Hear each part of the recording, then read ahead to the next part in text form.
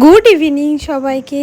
দেখো আকাশটা কি সুন্দর লাগছে না? সন্ধে পড়তে চললো, তো আমি দোকান গেছিলাম। দেখো দোকান থেকে জন্মাষ্টমীর জন্য আমার গোপুরি কিছু ড্রেস কিনে এনেছি, আর একটা পাগড়ি আর মালা আর চুল আর একটা কানের। আর এই দিকে দেখো আমাদের ছাদ থেকে এই বেলের গাছটা দেখা যায়, মানে আমাদেরই বেলের গাছ। কত বেল ধরেছে দেখেছো?